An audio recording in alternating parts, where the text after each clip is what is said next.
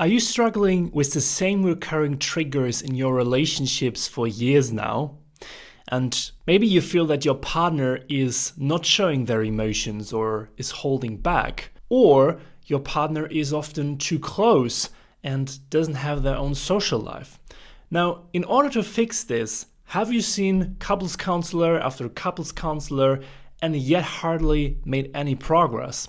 Well, then classical therapy is probably not the solution to your problems. But there is an alternative which I see popping up more and more often right now, and it's called shadow work. And today I will show you why classic couples counseling is, first of all, not the right approach for many people who have those conflicts, and secondly, is often not even promoting healing of attachment problems.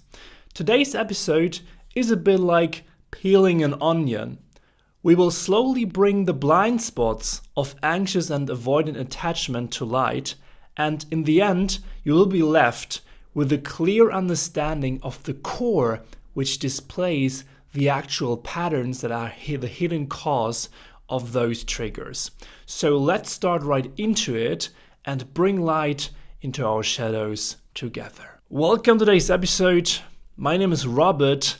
And this video today is inspired by the work of Heidi Priep, who I want to give a shout out to. She does amazing work and I really love her well thought videos on attachment theory, so definitely check her out. Let's start with the question, why are anxious and avoidant attachment styles so problematic?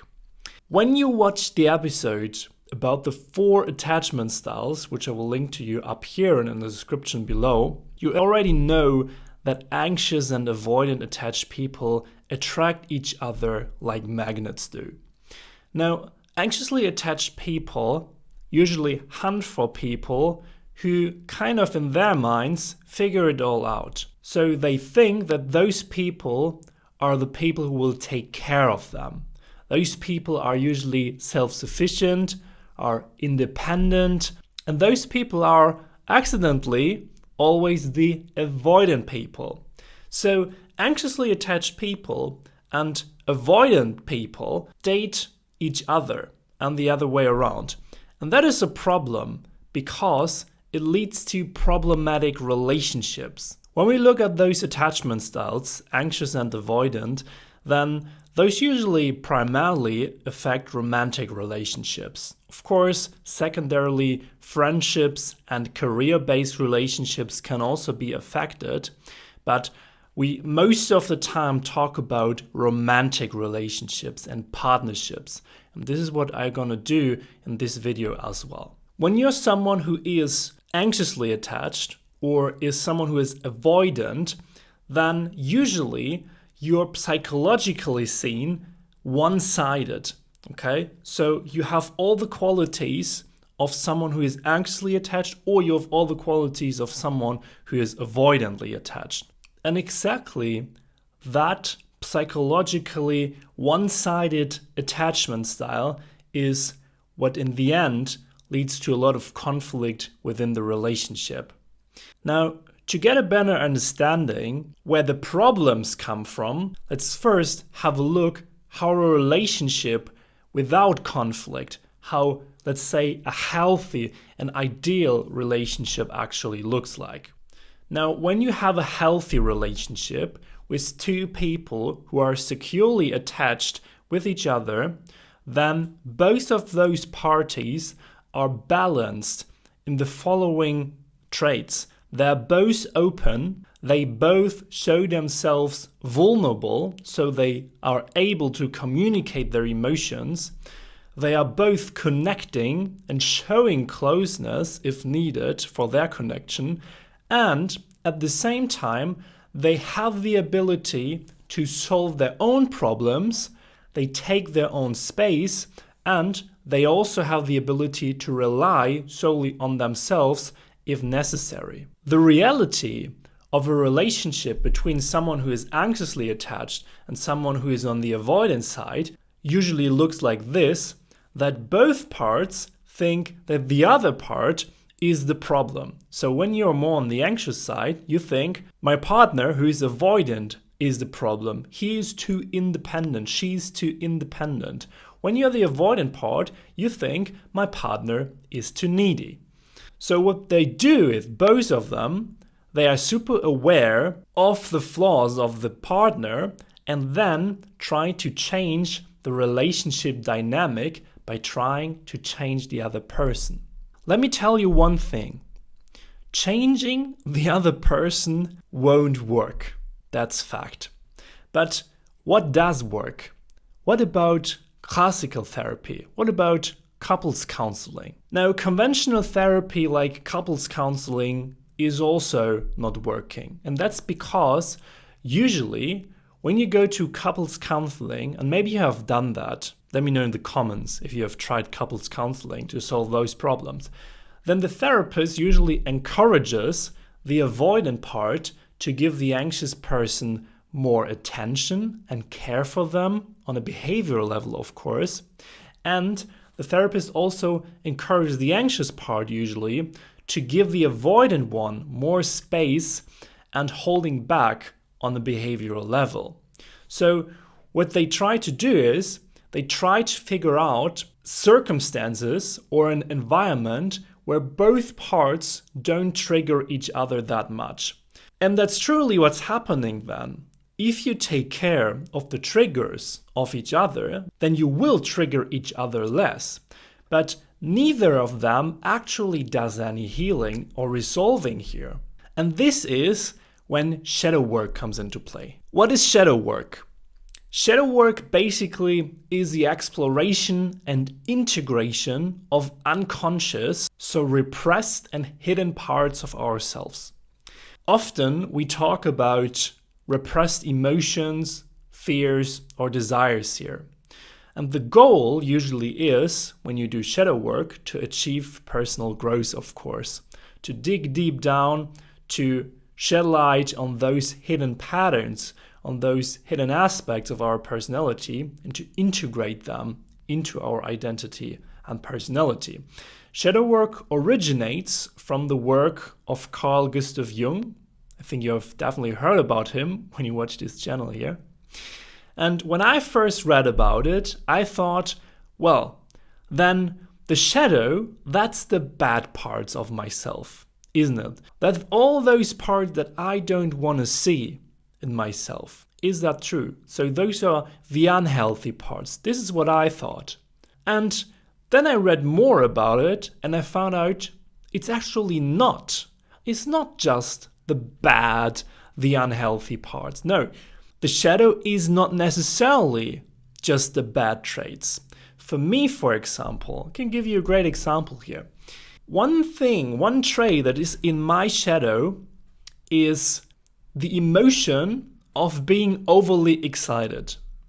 Whenever I see someone who is overly excited and who's impulsive, like, yeah, that's amazing, or when I have that, I'm overly excited, I usually repress that in the past. I worked on that in the couple months. For example, when I launched the online community here on school, which you can, by the way, join right now, and I saw that instantly 10 people were joining the community on the first day. I was extremely excited. I was so happy and so glad, full of gratitude that you were joining the community. So I saw, okay, there is this impulsivity, this emotional overload rising within me. And then I just let it out. I was just excited and I was just happy. So I try to integrate this part from my shadow that I'm usually repressing those emotions of being overly excited. I integrate that now and make that something that is now in my integrated self. Here's a visualization of how the shadow could look like. So the white part, let's say the bright part, that's the opposite basically of the shadow. Those are the integrated parts within ourself. This could be integrated thoughts, integrated beliefs, of course. So things that you believe maybe from early on of your life, positive things, negative beliefs, but also integrated emotions. So everything that you like to experience, that you're okay with to feel. Also integrated needs, of course. Fears. Well, fear is also an emotion, but it's the opposite of a desire.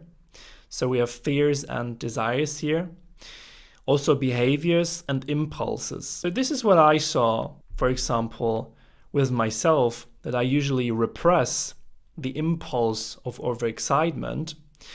And those are the repressed parts in the shadow. So the shadow is containing all those parts of ourselves: thoughts, emotions, needs, fears and desires, behaviors, impulses that we hide from ourselves and from other people. Usually, those hidden parts are also on an unconscious level. That means that we are not aware of them. We are not consciously aware that we are repressing specific thoughts, emotions, needs, behaviors, impulses, and so on. So those live deep down in our shadow. And that means when we are triggered, then we are remembered unconsciously that there are some parts of ourselves that we don't like to see in our shadow, and they're hidden there. On Reddit, someone described the shadow as, the shadow is simply the opposite of what ego identifies with. And that's pretty much what I said already.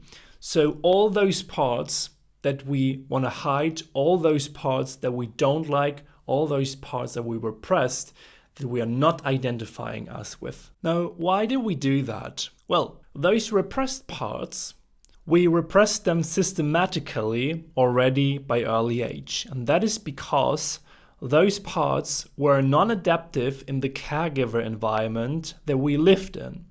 What we did already as children is that we as a child, we maximized on what increased safety for us and what increased care for us of others, and we minimized everything that threatened safety. And we do this up to this day because this is a basic concept that already Sigmund Freud recognized and analyzed. And it's closely related to Freud's concept of the pleasure principle.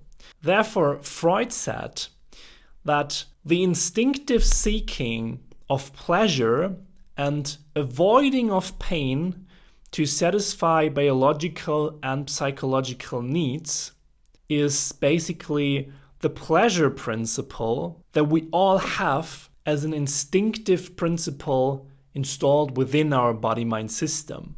Therefore, let's make some examples here. As an anxious child, you learned early on, if you don't express your needs loud and intense enough, they won't be met and I will be abandoned. This is what an anxiously insecure attached child, or someone who is still anxiously insecurely attached today as an adult, learned early on. What is the strategy of anxiously attached people in order to get their needs met then?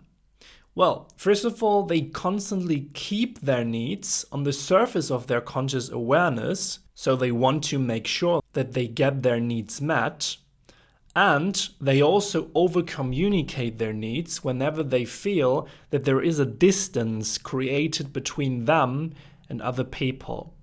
So what they do in the end is, anxiously attached people constantly keep others around them in order to get their needs met. This is what they want.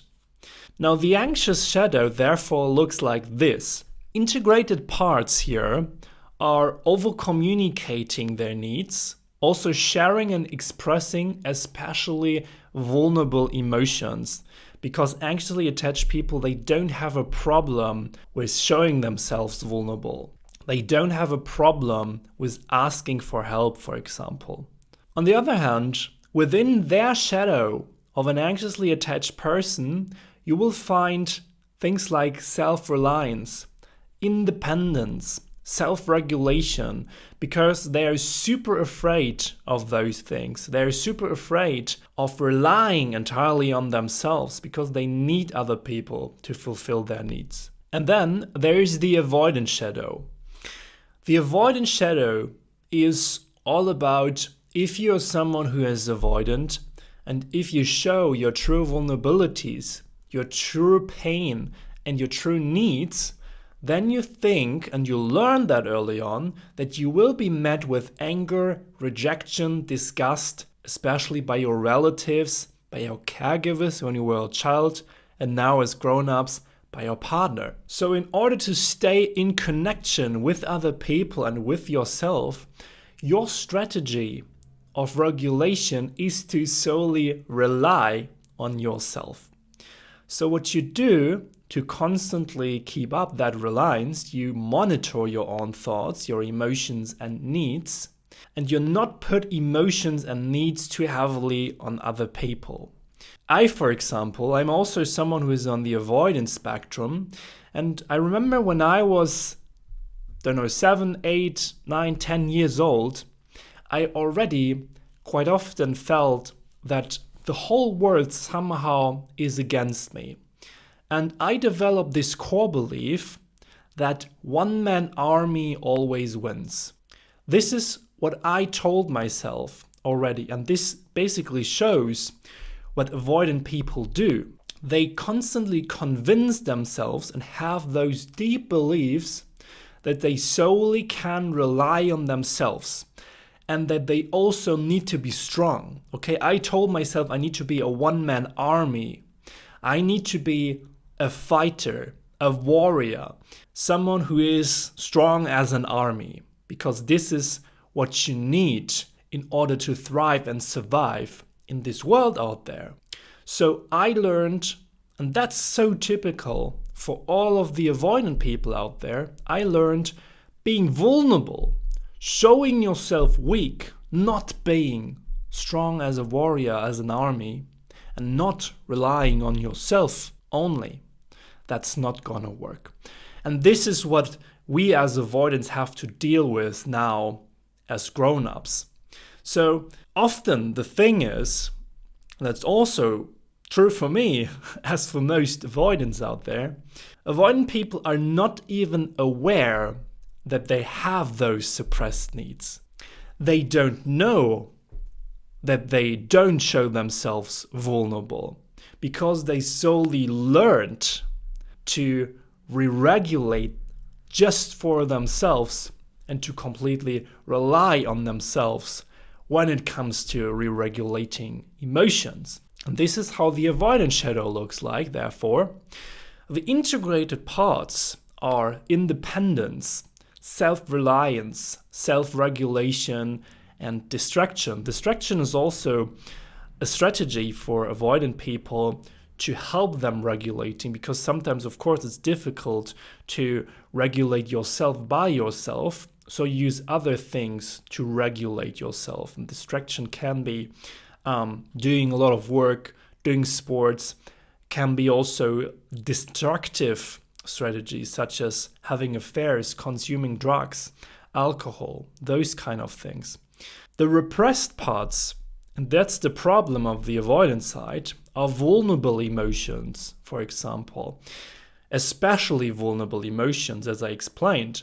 Needs also, like intimacy, like closeness and co-regulation. Those things are things that are unfamiliar for the avoidant person quite often, and especially co-regulation is a skill that the avoidant person usually didn't learn as a child. Now there is this interesting question now here arising, and that is, why exactly are the anxiously attached people and the avoidantly attached people attracting each other like magnets? Because this is what I said already in the beginning. Now, what happens here is, and maybe you saw that already, there is an anti-receptive relationship dynamic forming between those two. When those two meet each other, and that's quite often the case, then both types push each other into the patterns where they feel the most comfortable in. And this is how it looks like, explained on the model of a magnet. On the one hand, you have the avoidant person. On the other hand, you have the anxiously attached person. Now, what does the avoidant person seek? The avoidant person seeks independence and self-reliance. The anxious person, on the other hand, looks for someone who is capable of meeting their needs. So the anxiously attached person is exactly looking for someone who is that savior, who is that warrior, who is completely independent and who has a lot of capacity for their actual needs. Usually the avoidant, on the other hand, looks for someone who is not demanding from them, and this is exactly what triggers the avoidant person, of course, when they meet an anxiously attached person. The avoidant person provides emotional regulation resources, and those are exactly those resources that the anxiously attached person needs and wants from the other part. The anxiously attached person, on the other hand, provides a lot of capacity for expressing needs and vulnerable emotions, of course. So this is exactly what the avoidant person can do and what the avoidant person is pushing away because that's in their shadow. So the avoidant person is exactly attracting this side that the avoidant person is not accepting within themselves and is looking for because it's still needed as a human being to express the full spectrum of emotions and to be vulnerable from time to time. And this is what the avoidant person finds as amazing qualities in the anxious part. Basically, what we see here on the avoidant side is that needs are constantly hidden, while on the anxious part, needs are constantly on the surface. The avoidant part has the set of beliefs that I'm okay, you are not okay. The anxious part has a set of beliefs, I'm not okay, but you are okay. Now this could be the perfect constellation to learn from each other. And that would be an ideal relationship then. But what usually happens is that those two attract each other and then trigger each other, which leads to an unlimited amount of conflict.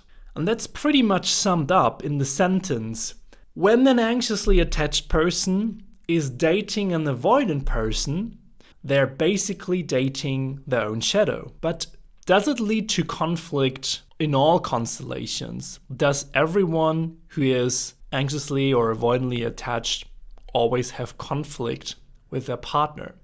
Why then not just let both parts be themselves and live by their strengths? Well, you definitely can do that, and it works in some relationships. Yes, it does. Because avoidance as well as the anxious side, they are both on a huge spectrum. So there are definitely different degrees of avoidance and clinginess here.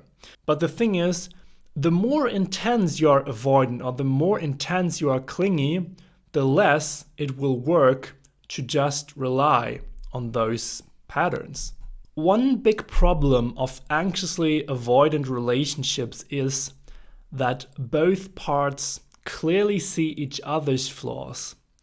But what they don't see is they don't see their own flaws pretty clearly. Maybe you have experienced that before. So the solution is that both of you need to do shadow work. Both of you need to focus on yourself and work on your own attachment wounds. But if you do that, definitely be aware that if your partner is actually changing, if you, for example, as an avoidant person, become more vulnerable in the relationship, as an anxious person, you become more independent, that means that the relationship itself will also change. Your relationship will change in the way that you didn't expect. That has to be clear for you. And that's because doing shadow work and healing those attachment wounds, that does not mean just taking away all that bad stuff that's not working and just leaving the good stuff. That's bullshit, actually. And to make that clear, I want to do a quick excursus here. When you change relationship patterns, such as deep attachment wounds, then you're in order to change a running system, because your relationship or a family dynamic, that's always a running system. German mathematician and investor Dr. Andreas Back, he describes the dynamics of organisms and machines. And I want to explain how relationships change using that simple concept. Now, social dynamics, such as a family system or a society, a relationship, those things are an organism. So an organism is a really big thing. When you change one thing in the organism, there is another system that compensates for that. So when you change variables in one place within that organism, it has to push back the same variables, or it has to compensate other variables in another place. Now, in other simple words, if one person changes within an existing relationship or family, the system has to push back the person into their old behavior and patterns. Or if the person really wants to change, and by the way, that's why it's so hard to change in the first place, or if that's not working, if the person is really willing to change, all the other parts of that dynamic, of that organism, have to compensate that change in order to keep that system up. That means a lot of mental and emotional work for all the other parts. So for all the other family members, for you as a partner in a relationship. And that also means if your relationship as an organism is not being able to compensate the change that is happening in one or more parts within that relationship, then this relationship might fall apart and you have to break up because you can't keep up that running system. Let's make some examples here for both sides. So first of all, if you are the avoidant part and you wish your partner to become more independent, what does that mean for you? For you, that means at the same time that you have to become more responsible for creating the proximity behaviors in your relationship with your partner. So you have to be the one who makes a step forward and shows themselves more vulnerable and warm, because your partner is now more independent and holding back. So you have to compensate for that. What happens if you can't do that? Well, if you can't do that, if you can't show yourself vulnerable and warm, then you will feel frustrated, you feel resentful towards your partner because you feel that you yourself can't show yourself vulnerable. And that's a missing skill of yourself. And then you become aware of that you're actually missing that it's not your partner, that it's actually you not having that ability. And that hurts. So that means that you will directly face your own inabilities and get disgusted by your own behavior. Now let's make an example for the anxious part here. If you are the anxious partner and you wish your partner to become more opening up and becoming more vulnerable, what does that mean? That means at the same time that you then will have a partner who appears more emotional, more sensitive, and more vulnerable. And maybe this is exactly what you didn't look for in that partner when you were dating that person. Have that in mind. When your partner suddenly shows themselves needy and vulnerable, it will force you to become more self-sufficient and also take care of that dysregulated partner that you now have. Because your partner will actually need you for the first time. And let me tell you one thing, because I'm experiencing that as the avoidant part.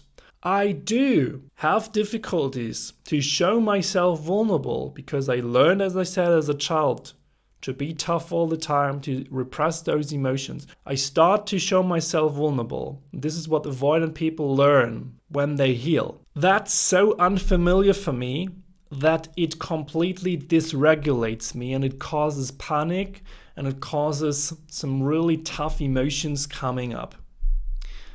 Now you, as the anxious part, then have to deal with exactly those emotions and with that dysregulation in your partner. And you have to be ready for that. So this might also probably disrupt your whole worldview as an anxiously attached person. And that's because most anxiously attached people have that core belief that I am not okay, but you're okay. But suddenly you see yourself, let's say you are here, I'm not okay, and now your partner who was there is now below you because your partner needs you in order to refunction and in order to re-regulate. What will that do with your perception of that person? It might smash your perception. And that's for both ways. Okay, if one person changes, it can unconsciously cause panic in the other person. If the avoidant part becomes more vulnerable, it will force the anxious one to become more independent and to help the avoidant one to re-regulate from an adult perspective of the anxious person. And if the anxious part becomes more independent, it will then force the avoidant one to become the one who creates a warm feeling of closeness and provide connection to the other person. So summarized, in an anxiously avoidant attached relationship dynamic, your partner's healing will always trigger you in a way. But the positive thing, of course, is that you can work through those difficulties, of course. Both partners need each other, and both partners in healthy and securely attached relationships are slightly dependent on each other in order to re-regulate themselves, because this is how a healthy relationship dynamic actually works. Okay, but how does shadow work now actually work? Well, in order to do proper shadow work, you have to be willing to answer the following questions. First of all, am I ready for a fundamental change in the relationship dynamics that I'm living in at the moment? That's basically the question. And the question here is not, do I want my partner to be more vulnerable or independent? The question is, am I willing to give up my power and controlling position in the relationship? Because this is what healing actually means. And therefore, question number 2, when I will meet my partner on eye height and when I finally let go that control and power position, how will I then deal with the uncomfortable emotions and insecurities that will arise from that change? The avoidant person usually sees themselves as okay and the other person as not okay. But now they have to see both as equal parts. So that means the avoidant part has to overcome this worldview and let go that illusion that there is someone out there who is never demanding, and let go that illusion that there is someone who is never asking them to show their needs and vulnerabilities, because this is what they're scared of. And at the same time, the anxious one usually sees themselves as not okay and the other person as okay. So the anxious part has to overcome this as well and need to be willing to see the independent partner also as someone who is needy and unstable sometimes, who's showing themselves vulnerable sometimes.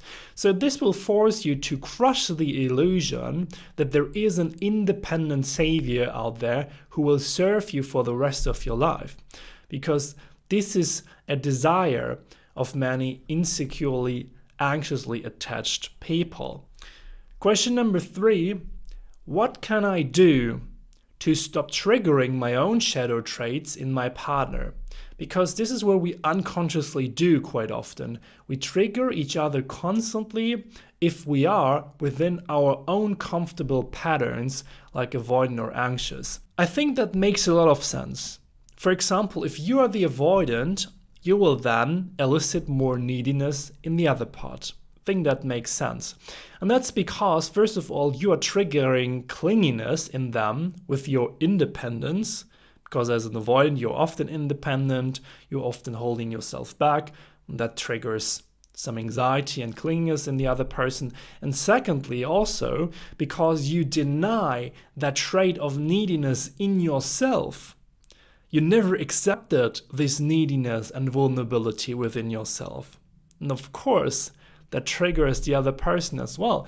And same is true for the anxiously attached person.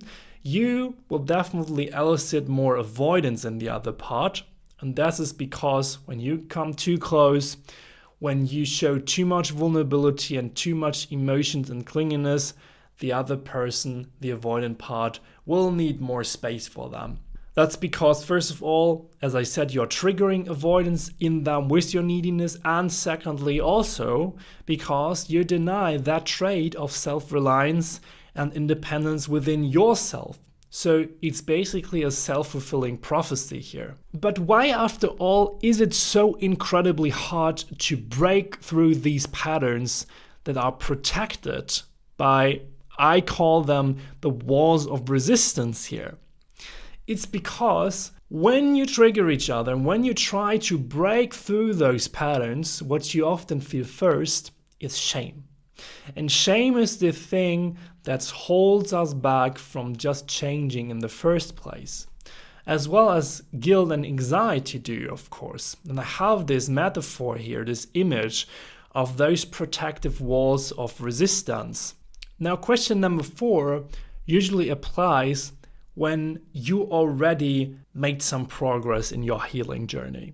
So after both of you have integrated parts out of your shadow and shed some light on those parts, from that new gained perspective on your relationship, the question now is if you are both willing to take a rational perspective and truly look at the aspects of your relationship. Where are you both compatible and where are you not compatible? In the beginning, usually the anxious and the avoidant part both share their matching worldview on who is okay and who's not okay. But after some time, you stop projecting that illusion on each other, especially if you heal your attachment wounds. And then you might ask yourself, is that person that I'm dating there, that I'm now in a relationship with, is that someone who I really like to hang out with? Do we have other similarities? Do we have the same standards? Do we have a matching lifestyle? And do we have the same ideas of the future? Do we have the same goals for our lives? Now, those things are usually the things that securely attached couples look for right at the beginning and the first step. And those things now can lead to even more conflict because you never talked about them, because you're so distracted by navigating through your attachment patterns, by those conflicts coming up by the triggers of being the avoidant and the anxiously part together in one relationship. And question number 5, are you willing to focus on your own healing more than just blaming your partner for all conflict and triggering here? Again, in such an anti-receptive relationship, we see our partner's behavior super clear, but we don't see our own behavior and flaws. And that is, again, because our own behaviors as anxiously or avoidantly parts are often blind spots to ourselves. So what's so important here is that both of you, again, have to be willing to open their eyes and catch themselves in their own flaws and one-sided behaviors here. And now, if you're someone who is anxiously attached or who is avoidantly attached, It doesn't matter if you have a relationship right now or if you're just dating. You can start your journey to break free and potentially heal right now. And if you want to practice to show yourself vulnerable as an avoidantly attached person, the perfect place to start is our online school community. There you can share what is actually on your mind, where you actually feel vulnerable if you want to. And you can share that with like-minded people in a non-judging environment. I, for example, as an avoidant, I totally love our community for that aspect. And if you are an anxiously attached person and you want to learn to become more self-reliant, we also have the perfect online courses in the classroom section of our community as well, where you can learn to become more self-sufficient and develop a healthy sense of self. You can join our community now. Just go to understandable.net/join. I repeat, understandable.net/join and become a member today. The earlier you join, the better the conditions are. And now some final thoughts from my side. I personally believe that if we would all understand, and there are so many people out there who are anxiously attached or avoidantly attached, if we would all understand how those basic principles and relationship dynamics actually work and where they come from, I would think that we could just skip a lot of conflict and have healthier relationships at all. But in the end, it still comes down, unfortunately, I think, to a lot of work that we have to do by ourselves. And it's often, and I think that's a good final word here, it's often not the other person that we think is the actual problem, but it often comes back to our own flaws and to our own traits. But those are, for most of us, actual blind spots. So let me know in the comments what you think about your avoidant or anxiously attachment patterns, and if you have tried couples counseling or shadow work. Also, if you want to support the podcast, leave me a 5-star review on Spotify or Apple Podcast, and I see and speak to you in the next episode. Have a great day.